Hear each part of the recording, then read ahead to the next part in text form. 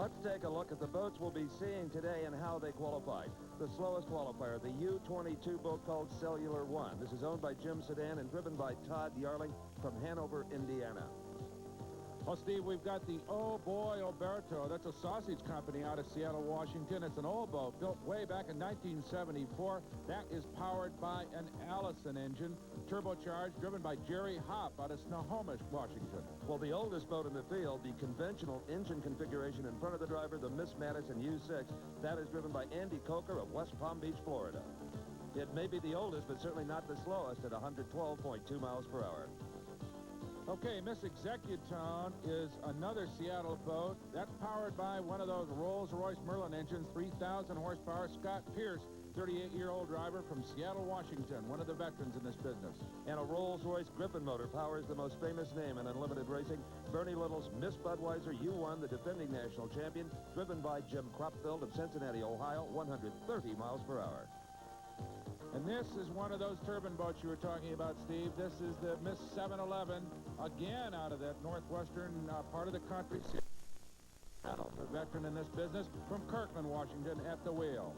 This is the boat to beat, the Miss Miller American, driven by Chip Hanauer, the first boat ever to top 140 miles an hour on this 2.5-mile Madison course, turbine-powered, of course. The racing format is similar to circle track auto racing. A series of preliminary heats qualify the boats for an all-out final. Now, in Heat 1A coming up, we'll be seeing Jerry Hopp of the Miss Old Boy Oberto boat U4, Jim Kropfeld of the Miss Budweiser, Todd Yarling in Cellular 1, and Andy Coker in the vintage Miss Madison. You would expect the Miss Budweiser boat to be the class of the field in Heat 1A. Maybe it is, but really this is an interim boat. Their turbine boat with the enclosed cockpit that has received so much publicity had some problems, a fire as a matter of fact, and is being repaired. So this is really kind of a stopgap boat out here trying to get as many points as they possibly can. Earlier, Brock Yates had a chance to examine the cockpit of the Miss Budweiser boat. It is something to see. If you ever peeked inside a race car cockpit, you'll remember that it doesn't have very many instruments. Maybe a tachometer, oil pressure gauge, water temperature gauge, and that's about it. Not so with an unlimited hydroplane. Take a look at this complexity here on Jim Kropfeld's instrument panel. Right up here, airspeed indicator, just like on an aircraft. Down here, this is a miles per hour through the water, but Jim primarily pays attention to the airspeed because this thing is really more like an airplane at speed than it is a boat. This is his oil pressure warning light, really important. If he sees that thing flashing, he knows he's got some oil pressure problems, or will slow it down. This is the tachometer. Notice about 4,000 RPMs. That's a lot more than this engine ever ran in an airplane. This big Griffin engine that powers this boat is very, very strong engine, and he will run it up to about 4,000 RPMs, and by the way, get about 4,000 horsepower. This is a starting watch. Remember, these guys start against a clock. And Jim also carries a similar watch on his wrist. This is a warning light for an emergency on the course. The chief starter throws a switch at the starting stand, and all the boats carry this switch, or this little light, and it throws on, and Jim will slow down. This is the manifold pressure, just like in an airplane. This is oil pressure. This is the manifold temperature gauge, which is very important. If Jim sees this needle getting up into the red area, he knows he's in danger of burning a piston, and he'll just have to back the boat down. Variety of other instruments down here, on-off switch over here, and these 4 buttons on the steering wheel, very important. Those are the nitrous oxide buttons. Mentioned to on the instrument panel. Well, Brock, now I know why so many of these drivers are also licensed pilots. You just about have to be. Jim Kropfeld warming up the Miss Budweiser in preparation for Heat 1A. Let's start. Todd Yarling is clear out on the backstretch somewhere. Andy Coker in the Miss Madison boat, not even close. It looks like Jerry Hopp, the Miss Old Boy Oberto, is going to have the advantage on the start. On the inside, on the outside comes Miss Budweiser, Jim Kropfeld. And look at that big Rolls-Royce Griffin and Kropfeld boats just suck in Jerry Hopp as they go down into turn number 1. Jerry Hopp on the inside, but that big, strong boat of Kropfeld is going right around him on the outside. And this is where they use that nitrous in the turns to launch them out of the turn, actually. And this is some pretty rough water, especially down in turn number 2. Well, we've got a 2-boat race here right now. As you said, Coker and Yarling way back. Yarling's watch must have stopped or something on that start because he was on the back straight. And as we said earlier, those guys have watches on board to back time toward the start. There goes Jerry Hopp trying to hold off Kropfeld, but it isn't going to work. That's the back straight going down the Ohio River toward turn number 3. Well, Jim Cropfield with the Miss Budweiser boat certainly has an advantage here. But you wonder, Jerry Hopp has the shortest way around this course with that inside line. If that boat will corner properly, he may make it up coming into this next buoy. Well, it's interesting, the contrast in these two boats. Of course, Cropfield with an almost 4,000 horsepower Griffin engine in his, and Jerry Hopp with an older turbocharged Allison, developing maybe 2,300 horsepower, so he's way down on power. But as you can see, he tucked inside, stayed right in close to those buoys, and managed to get out in front of Cropfield coming off that turn number 4. But here comes Cropfield with all that horsepower. These boats are heavy, too, Steve. These are both about 7,000-pound boats, quite a bit heavier than the modern boats. But Cropfield's boat having to carry all that weight because of that big Griffin engine that he's got on board. Well, Cropfield obviously has a lot of confidence in his boat and in his power plant because he's taking a very wide line, literally letting Jerry Hopp make up some of that advantage.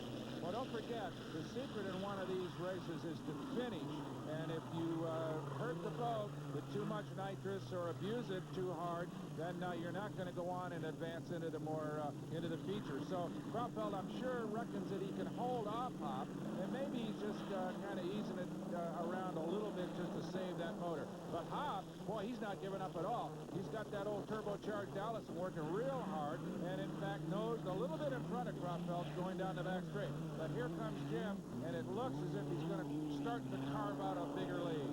You know, as these hydroplanes reach their top speed down the straightaway, Brock, there's very little of the boat in the water. Really just the skid fin and the propeller. And they call them unlimited hydroplanes, and that's exactly what they are. They really are rudimentary rules. They have to be at least 28 feet long and have to have a propeller to drive them through the water. Other than that, anything goes, really. Well, the scenario remains the same here. Jerry Hopp catches up in the turns and then loses it on the straightaway. There goes Miss Budweiser, Jim Cropfield, just far more power. Very clear that he's got a big advantage, and I'll tell you what, that is one of the boats. Front engine versus the rear engine boats, more modern boats, but Andy Coker giving it a good ride. He had a bad start, as did Todd Yarling, and is well back right now. Well, a heck of a fight for the lead.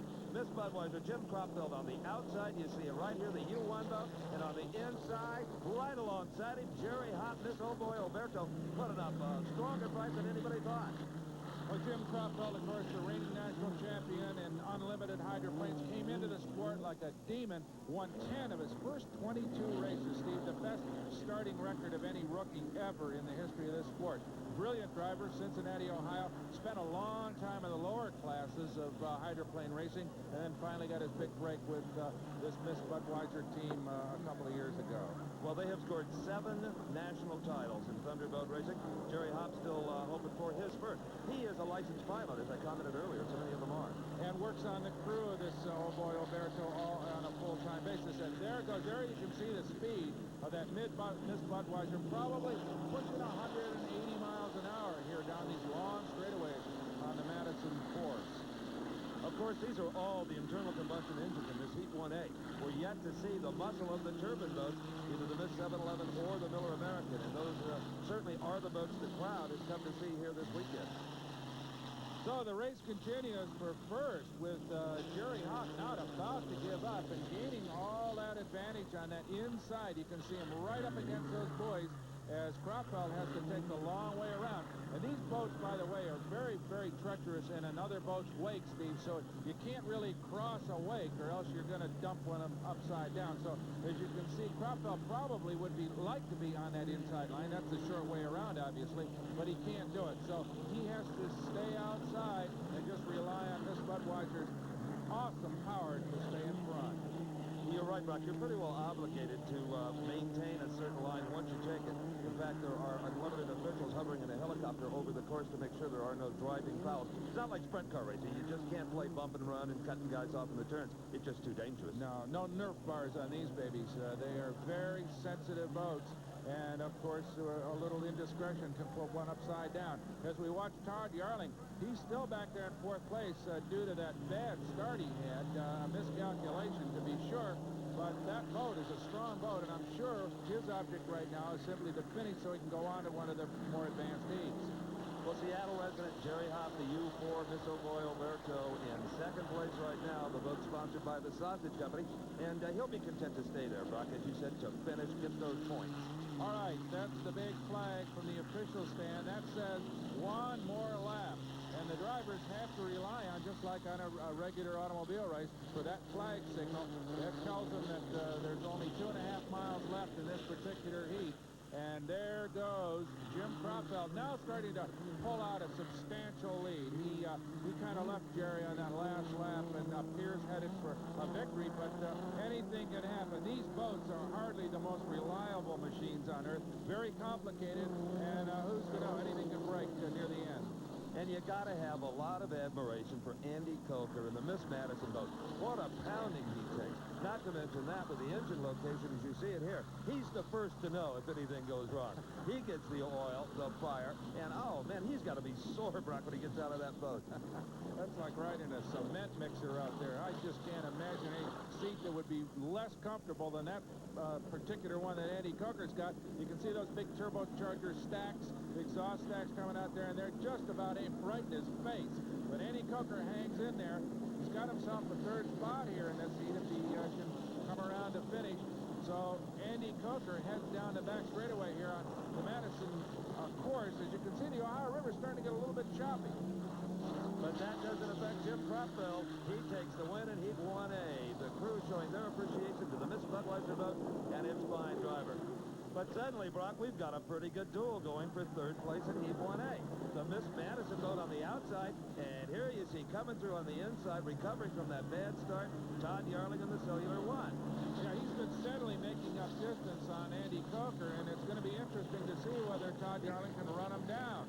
It doesn't look like that's going to happen because I think Andy Coker's got enough straightaway speed to carry on to finish third overall. So Todd Yarling can't make up the distance after his bad start, and Andy Coker comes home to the delight, as you said, of the Madison fans. It's a hometown boat, and across the finish line he comes, riding it out.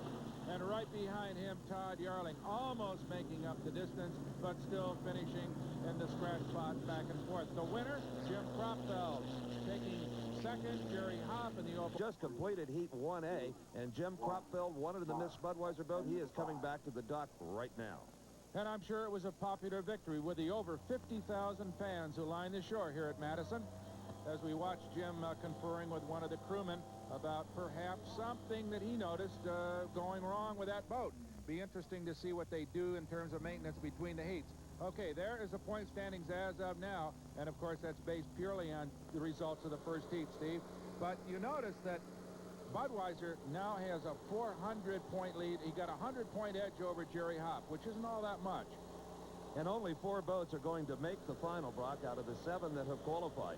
So there's nothing diminutive about this sport, is there? It takes cranes to get the boats out of the water. You deal in great big flags and great big clocks. And there's just nothing small, except maybe the all-important watch you see here on the wrist of Chip Hanauer. Chip getting that yacht racing watch adjusted just right so that it is in sync with the official timers when that 5-minute gun goes off. And we saw how disastrous a bad start can be for Todd Yarling in Heat 1A. Chip Hanauer not about to let that happen to him. In fact, the drivers take great pride in their starts, much like a drag racer that can cut a good light on a drag strip. They have to be right at that starting line as that final gun goes off. So Chip Hanauer slipping on his helmet, getting ready for Heat 1B. Well, the winner of Heat 1A, as we saw, was Jim Cropfeld of the Miss Budweiser boat. He is finally back on the dock, and with him is Brock Yates. Oh, Jim, good job. Good start, huh? Well, a little late on the start, but the water was so rough that I needed a couple more seconds than I anticipated for my timing runs.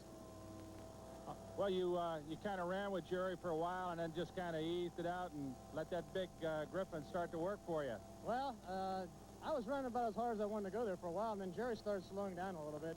And to keep up on top of that rough water, I have to run a little faster than we did about that third lap, so I thought I better go ahead a little more. And it was just beating the heck out of me. It tears up the equipment, too, when you pound that hard, so I had to get some air under it, and the only way to do that is go faster. I tell you what, there are about 50,000 people that just loved it for the first couple of laps. Well, I hope they did. You know, that's they paid their money. We hope they really enjoyed it. Well, that's great. We'll see you later. Okay, thank you. So as Jim starts to confer with boat owner Bernie Little, let's go to Steve Evans with the second-place finisher in Heat 1A, Jerry Hopp. I'll tell you, we had the Hop and the Crop show there for a couple of laps. A good first heat. Somebody called it the Jim and Jerry show. I don't know. It sounded good to me. Well, I was pretty close on the start. I could have been a little closer, but I was first one, so I guess that's what counts. Well, it feels good to lead, especially ahead of a renowned boat like that. Yeah, it's awful rough on that backstretch over there. I'm sure you can see the boats bouncing out of the water and the rooster tails going up and down. And whenever you see the rooster tails dropping up and down like that, that water's real rough. There's some real big swells rolling down that backstretch. Physically, what's the most punished part of your body? Arms, shoulders, neck, what? The brain. I don't know. I don't. It's just this suit is so hot, you know, that out there you don't feel it because the air's going by you. But boy, as soon as you get done, I think my arms are probably the most tired from hanging on with all the bouncing. What a ride it must be. As we watch the Miller American turbine boat being lowered into the water, remember we had a look at the maze of instruments inside Miss Budweiser? Well, earlier Steve had a look at this boat's interior. Well, the cockpit of the Chip Hanauer-driven Miller American may not be that of a 747, but it's still plenty complicated from a racing machine standpoint. Let's take a look. First of all, the tachometer, which is right here, will read much higher than a piston engine, obviously. It's about 15,000 RPMs, even though the prop turn's about 12. They have to underdrive the propeller. Now, this bank of lights here looks very much like today's computerized talking cars. And just like your car, the best news of all is no news. You don't want any of those lights on whatsoever. Now, Chip is also belted into this boat. The old conventional boats like the Miss Madison, they were really designed to throw the driver out intentionally. Chip was the first to come along with safety belts, much like a NASCAR or a drag racer might carry. He also sits very low and very tight in the boat. In fact, so low they had to put indicators out on the sponson so that Chip knew where the boat was. Well, you hear that whistle. That is the sound of turbine power, raw horsepower, raw jet horsepower, as Chip Hanauer gets ready to get underway with the Miller American turbine-powered boat. That's over 3,000 horsepower in that Jim Lucero designed hull. Perhaps the most advanced unlimited hydroplane in the world, Steve Evans. And in this heat, he will be facing the other turbine, the Miss 711, driven by Steve Reynolds. You see it here warming up. Now, these two drivers would rather this confrontation came in the final this afternoon, but the way they qualified, they meet each other in Heat 1B. And that's a three-boat confrontation. Scott Pierce and the beautiful Merlin-powered Executone versus the two turbine boats, Hanauer and Reynolds. Stay with us. We'll be back from Madison. In Indiana for the Budweiser Indiana Governor's Cup Heat 1B. Of course, this is a battle between the Titan turbines, the Miss 711 boat, and the Miller American, and also the series leading boat, Executone, driven by Scott Pierce. But first of all, back in the pit area, a spare power plant being installed in the Miss Budweiser, Brock. Well, that's a pretty routine thing between heats, Steve, but as you know, they've got a monopoly on these Rolls-Royce Griffin engines, but it's going to be a rarer and rarer sight because the Budweiser team is going to convert to turbine power like Miller American in the 711. In fact, they've got a turbine-powered boat that was tested earlier this season. Notice that Cockpit is in a fully enclosed cockpit, oxygen on board, just like a fighter plane. But if you watch closely in this test footage from Seattle, you'll see why that turbine boat is not with us in Indiana. As Cropfell leaves the dock, suddenly a tremendous explosion did a lot of damage to the boat. They're unable to repair it, and also before they even repair it, they want to find out exactly why it happened. So they will rely here in Indiana on the trustworthy piston engines. Which, by the way, has more horsepower in raw terms than the turbines.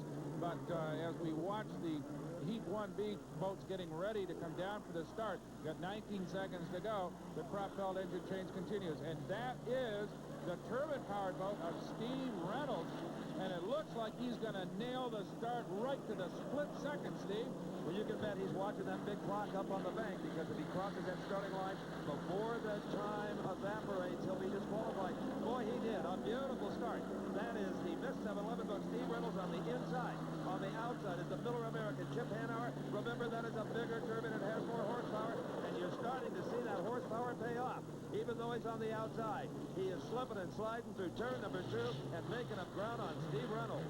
Well, you can see those boats broad sliding just like dirt track cars as they come through that big, wide, sweeping turn. Now, down the back straightaway, Steve Reynolds still holding on to a little bit of a lead on the inside. But let's see whether Hanauer can make up the distance with that lighter and somewhat more powerful boat of his. And Brock Reynolds' boat looks to be trimmed out perfectly, handling beautifully. And he's got the inside line he wanted, the shortest way around this 2.5-mile course, knowing that the horsepower advantage goes to Chip Hanauer, who is on the outside somewhere behind that rooster tail of water. There he is.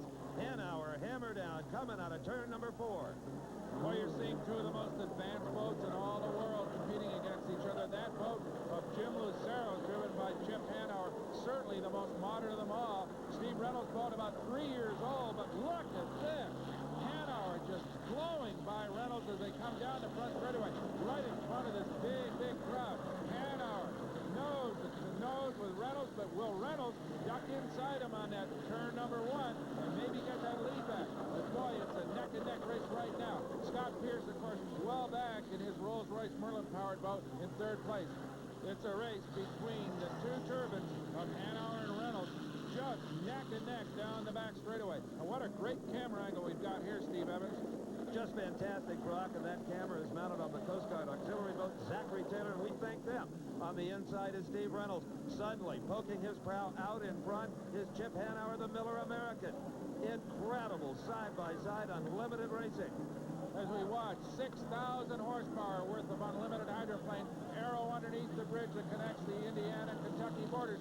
That is Reynolds on the inside, heading down toward turn number 4. Hanauer way wide, gave up a little bit, but he'll probably get it back as they streak down the front straightaway. And here we'll see the difference of 400 horsepower can make. It is Chip Hanauer on the outside, the more powerful of the two turbines. Oh, and almost going airborne, Steve Reynolds in the missed 711. That is the most frightening thing that can happen to one of these drivers. What they call a blowover. The air gets underneath the boat and wants to blow it right on its back. The worst part about it, Steve, is that you've got to apply more power to drive the bow down into the water, where the natural instinct is to lift to get the speed down. But a very, very difficult and a very harrowing moment for Steve Reynolds as they come off turn number 2. It's still a neck-and-neck race down the back straightaway. And you'll notice that the river's starting to get a little bit of a chop on it. That, of course, is simply from the turbulence created by these two rocket-fast boats. Well, Chip Hanauer now extending his lead, but he told me earlier this morning, Brock, there's so many ways to lose one of these races, so many things that can go wrong. You never get complacent no matter how far out in front you might be. Well, you are watching a boat streaking across the water at almost 200 miles an hour as he sweeps into turn number 3 and 4. That is Hanauer. Look at this. Reynolds has crossed his wake, trying to get on the outside to find cleaner water. What a gutsy move by Steve Reynolds to jump the wake of Chip Hanauer coming off of turn 4. Incredible maneuver by Steve Reynolds. An awful lot of drivers would have been content, Brock, to just stay in that rough water on the inside and take their chances with it rather than crossing that wake, especially when the boat has already tried to blow over on him once. Well, let's take another look at that as we watch Reynolds on the right side of your screen take a sharp left turn and just drive across the wake of Chip Hanauer. And you notice the boat got very, very weird as it hit that wake, and Reynolds manhandles it back under control and finds himself some cleaner water. So there is a gutsy man, Steve Reynolds, coming off of turn number 2, riding in the 2nd spot and doing everything he can to overtake a boat that has clearly more horsepower. And here you can see why some of the drivers from Heat 1A said that the roughest water is on that backstretch. Look at the pounding that Steve Reynolds is taking, not to mention Chip Hanauer. Boy, these are a couple of hard-nosed. Something has gone wrong with that Miller American boat, Brock. The Miller American boat is slowing. It sure is. He's lost power somehow, and he was on the last lap, headed for the checkered flag. Chip is waving to the officials to indicate that he isn't in any serious trouble. He's got no fire, no hole in the hull. Boat's not going to sink, but he's sure going to lose this heat because Steve Reynolds, and there he comes on the left side of your screen, is going to blow right past him to take the victory. And when you fail to finish one of these heats, Brock, you get no points whatsoever. This could be disastrous for the Miller American team. There you see Hanauer, and Brock, I think he's checking the propeller. Well, it's entirely possible, Steve. There's a lot of driftwood in this river, which could have cleaned the blade off as we watch Steve Reynolds cross the line. What a gutty try he made to battle Hanauer in the early stages of this race. Fell back, of course, but now finds victory his as we watch poor Chip trying to figure out what brought that rapid boat, record-setting boat, as a matter of fact, to all here in the Ohio River. And also giving Chip Hanauer a shower is Scott Pearson, the Executone boat. He will pick up 2nd place and a lot of valuable points towards qualifying for the final race of the day, where all the money is and all the prestige. And it's interesting, you know, Brock, we talk about all these new hot-shot turbines, but that is the national points leader right there through sheer consistency, the old tried-and-proven Executone. And it may pay off for him yet again today. That connects Indiana and Kentucky. On one side of the beach, Brock, they're in Eastern time. On the other side, they're in Central time. Well, I'll tell you what, they're just having a high old time here right now as we get a look at the winning boat of Steve Reynolds. And you don't think it's rough out there? Take a look at that windshield. Just chopped off, and it probably happened in that wake jumping adventure that Steve had when he was trying to get around Chip Hanauer.